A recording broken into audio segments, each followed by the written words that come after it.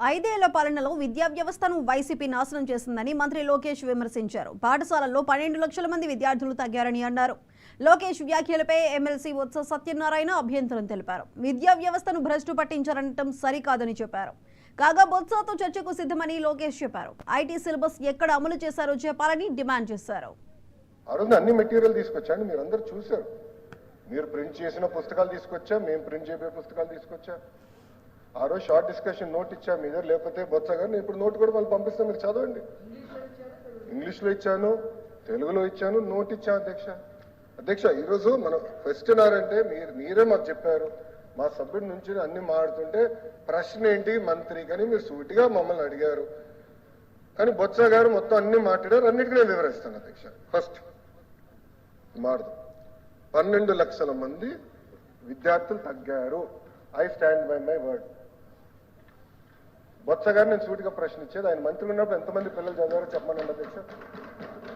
ఎంతమంది పిల్లలు చదివారని చెప్పనండి. స్కూల్ ఎడ్యుకేషన్లో 1,00,000 మంది పిల్లలు 17 సంవత్సరాల కన్నా ఎక్కువ వయసు కలిగిన పిల్లలు స్కూల్ ఎడ్యుకేషన్లో ఉన్నారని చెప్పారండి. డ్రాప్అవుట్స్ ఉండదు డీటెయిల్స్, ఆ వివరాలన్నీ నేను ఇవ్వగలుగుతా. ఆ రోజు కూడా చెప్పాను అధ్యక్ష ఈరోజు టోఫల్ గురించి మాట్లాడుతున్నారు. I'm asking sir straight question. National achievement survey మీరు ఒక్కసారి చూస్తే 2017లో ఇంగ్లీష్లో భారతదేశంలో 4వ స్థానంలో ఉన్న అధ్యక్ష, మళ్ళీ 14వ స్థానానికి ఎందుకు పడిపోయామండి? సమాధానం చెప్పండి సార్. టోఫల్ గురించి మాట్లాడుతున్నారే,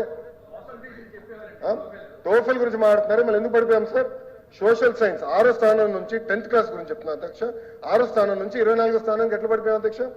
సైన్స్ ఫస్ట్ ప్లేస్ ఉండేది 15వ స్థానం పడిపోయాం. మ్యాథమెటిక్స్ ఫస్ట్ ప్లేస్ ఉంది 12వ స్థానం పడిపోయాం. ఎలా పడిపోయాం చెప్పానండి అధ్యక్ష. గొప్పలు చెప్తున్నారు ఐబీ గురించి. ఐబీ మీరు ఏం చేశారండి? మంత్రి గారిని, మాజీ మంత్రి గారిని సూటిగా నేను ప్రశ్నిస్తున్నాను, ఏం చేశారు మీరు IB? What is your contribution in IB? IB అధ్యక్ష ఒక రిపోర్ట్ కోసం, కేవలం ఒక రిపోర్ట్ కోసం, అంటే కన్సల్టింగ్ రిపోర్ట్ కోసం 4.86 కోట్ల రూపాయలు ఖర్చు పెట్టారు అధ్యక్ష. అంటే అధ్యక్ష ఎంత దారుణమైన పరిస్థితుల్లో మాకు విద్యాశాఖ వచ్చిందంటే, కనీసం ఎంతమంది పిల్లలు ఏ స్కూల్లో చదువుతున్నారో మా దగ్గర డేటా లేదు అధ్యక్ష. ఆయన 2 సంవత్సరాలు మంత్రిగా చేశారంటున్నారు, మరి ఎందుకండి డేటా లేదు? ఏ టీచర్ ఏ స్కూల్లో పాఠాలు చెప్తున్నారో డేటా లేదు, ఎందుకు లేదండి? ఆయన సమాధానం చెప్పాలి కదా. ఎలాంటి డేటా లేక ఈరోజు బేసిక్ డాష్ బోర్డ్స్ తయారు చేయలేకపోతున్నాం. నేను పంచాయతీరాజ్ గ్రామీణాభివృద్ధి శాఖ మంత్రిగా చేసినప్పుడు 6 నెలలు డాష్ బోర్డ్స్ చేశాం. చాలా ఈజీగా ఉండే, గ్రిప్ వచ్చింది నాకు సబ్జెక్ట్. ఈరోజు బేసిక్ డాష్ బోర్డ్స్ ఇప్పుడు తయారవుతున్నాయి.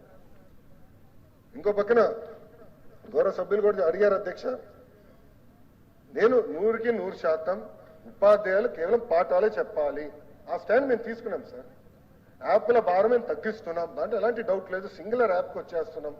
సో ఉపాధ్యాయుల బాధ్యతలు ఏంటి, ఎంఈఓ బాధ్యతలు ఏంటి, డిఓ బాధ్యతలు ఏంటి, హెడ్ మాస్టర్ బాధ్యతలు ఏంటి, సింగిల్ యాప్ తీసుకొస్తున్నాం. అదే యాప్లో తల్లిదండ్రులు కూడా వస్తారు. సో వాళ్ళ పిల్లల అటెండెన్స్ ఏంటి, పిల్లల పర్ఫార్మెన్స్ ఏంటి, ట్రాన్స్పరెంట్ గా చూడాలి. ప్రైవేట్ స్కూల్కి ధీటుగా బెటర్గా మనం చేయాలనే లక్ష్యంతో చేస్తున్నాం. సో ఉపాధ్యాయులు కేవలం పాఠాలే చెప్పాలి నిర్ణయం తీసుకున్నాం. పిల్లల్ని రాజకీయ కార్యక్రమాలు పంపించదు, గౌరవ ముఖ్యమంత్రి గారి ప్రోగ్రాం ఉందని తీసుకెళ్లి గత ప్రభుత్వం లాగా దారి పొడుగున నుంచోబెట్టద్దని నేను చెప్పాను అధ్యక్ష. మాజీ మంత్రి పెద్దిరెడ్డి రామచంద్రారెడ్డిపై టీడీపీ నేత